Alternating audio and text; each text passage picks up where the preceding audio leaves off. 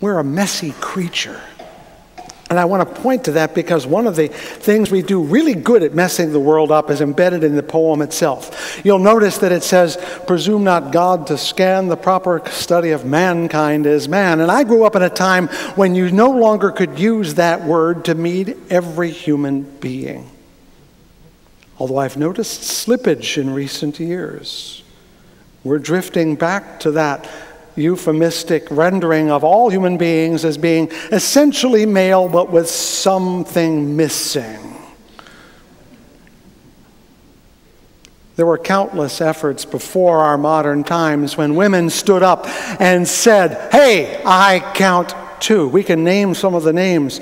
They could be those who signed the Seneca Declaration. You saw Elizabeth Cady Stanton in this morning's bulletin. Or Mary Wollstonecraft's Vindication of the Rights of Women, which was published and is never read again. The song we'll sing at the end is by Hildegard of Bingen, a wonderful woman mystic who operated in a convent so large that popes needed her financial assistance. And of course, Cleopatra of Egypt, who gets nothing but the bad treatment, forgetting she truly was a queen and truly did run Egypt. And of course, as I was taught years ago, virtually anything attributed to Anonymous was probably female.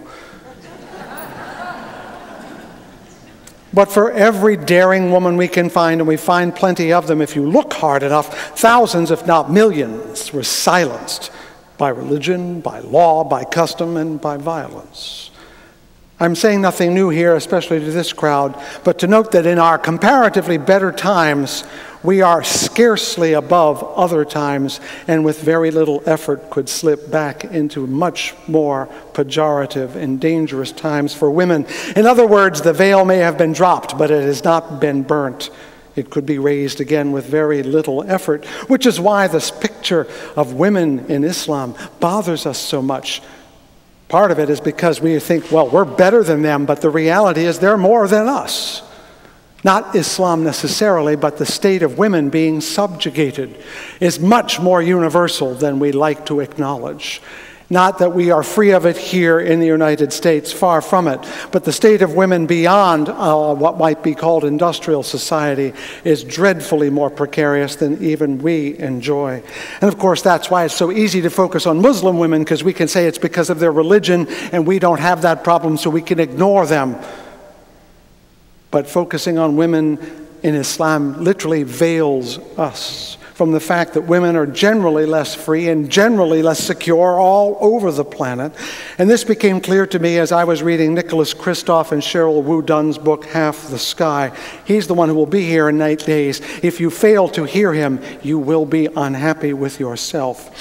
But you will also not like the book because it details, in scrupulous and in excruciating detail, what happens to women around the world when we're not watching.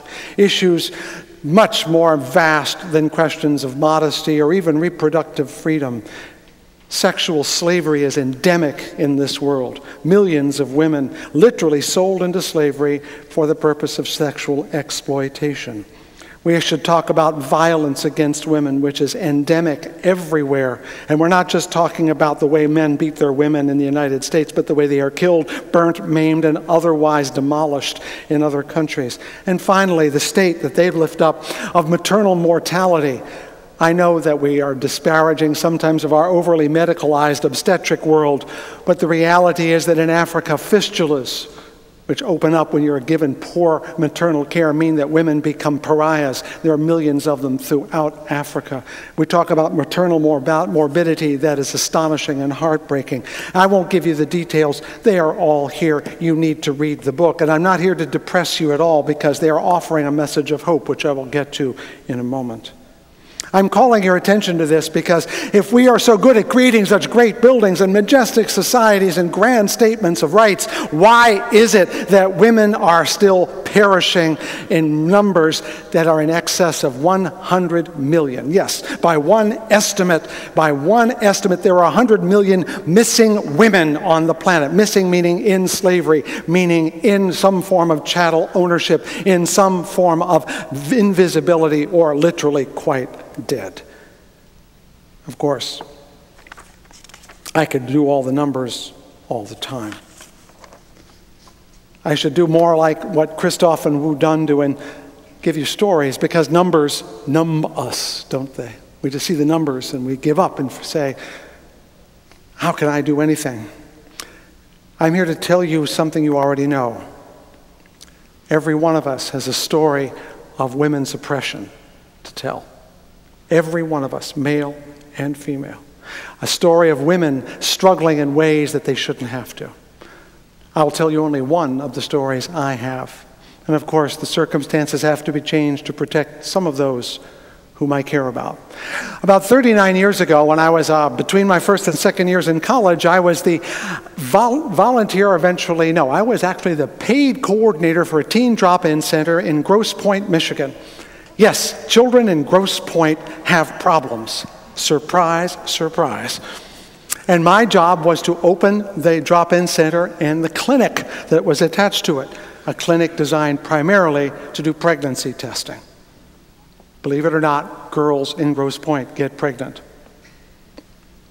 And one morning I got a call in my home. I was living with my parents, mind you. I'm 19 years old, maybe 20. And a middle-aged woman is calling me because she knows that I run the clinic. She says, I don't know what to do. My 15-year-old daughter thinks she's pregnant. We can't tell her father.